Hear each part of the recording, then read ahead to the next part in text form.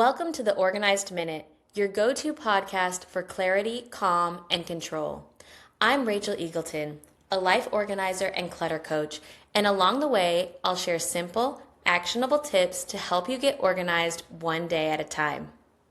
Whether you're at home, on the go, or in between tasks, this is your moment to reset, refocus, and reclaim your day. So take a deep breath and let's do this. Hello. Welcome back to the Organized Minute. My name is Rachel, and I'm so glad you're here. Today's episode is about something that sounds simple, but is actually incredibly powerful: routines. Not aspirational routines you see on social media or 15-step morning routines that require you to wake up at 4 a.m. I want to talk about routines that you actually keep. Because the truth is, the power of routines isn't in how impressive they look. It's how consistent they are. And consistency is what creates a home that runs smoothly. One of the biggest mistakes people make is relying on motivation. Motivation is extremely unreliable. Some days you'll feel energized and ready to tackle everything, but other days you'll feel tired, overwhelmed, or distracted. Routines remove the need to decide. They create automatic structure in your life. When something becomes a routine, it stops requiring mental energy. That's why routines are one of the most powerful tools for reducing stress at home. Most routines fail for one reason: they're just too ambitious. People try to overhaul their entire life at once. They create a routine that includes waking up early, journaling, exercising, meal prepping, and cleaning the entire house all in one day. After a few days of this, it becomes overwhelming, so they just stop. They feel like they've failed. But the problem wasn't that person. The problem was the design of the routine. There are 3 characteristics of routines that people actually keep.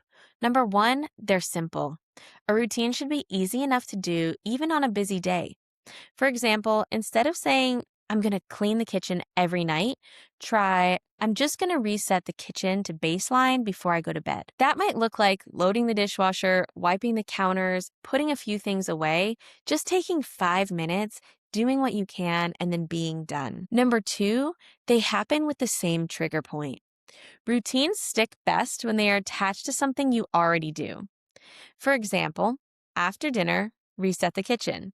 That's actually one that I do in my life, and it makes things so much easier. After waking up, you can make the bed. Before you leave the house, you can quickly tidy it up. Then you're not relying on a memory. You're attaching a behavior to a moment that already exists. And lastly, routines that stick because they create visible results. When they make your life noticeably easier, routines have a better chance of setting in. If you reset the kitchen every night, you'll wake up to a clean space. If you do a 5-minute tidy before bed, your mornings will feel calmer. Those small wins reinforce your habits. Here are 3 routines that I recommend trying if you want to change everything in your home. Start somewhere by choosing one of these 3 routines that can create a huge impact. Number 1 is a morning reset. Make your bed. It takes less than 2 minutes, but it immediately signals that your day has begun and creates positive momentum for the rest of your day. Number 2 is an evening kitchen reset, my personal favorite.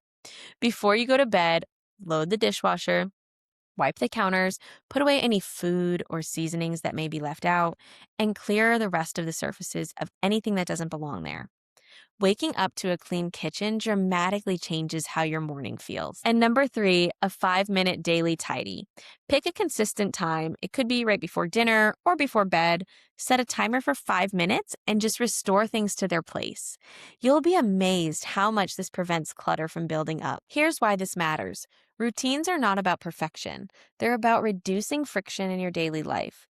When your home has rhythms and systems, things stop feeling chaotic. Instead of constantly catching up, you stay lightly on top of things. And that creates something we all want more of, which is peace of mind. If your routines haven't stuck in the past, don't assume you lack discipline. Most of the time, routines just need to be simpler. Start small, choose one routine, keep it consistent, and watch how quickly small actions start creating a home that feels calmer and more organized. Thanks for tuning in to the Organized Minute. I hope today's episode helps you create a little more clarity in your day. If you loved this episode, hit follow and share it with a friend who could use a quick organization boost. You can also tap the stars and leave a review. It helps the Organized Minute reach even more people. Follow us on Instagram at The Organized Minute and join our collective on Facebook for an incredible community of people taking control of their lives one organized minute at a time. The Organized Minute is created, produced, and hosted by me, Rachel Eagleton. Original music by Jake Lance and graphic design by Taylor Johnson.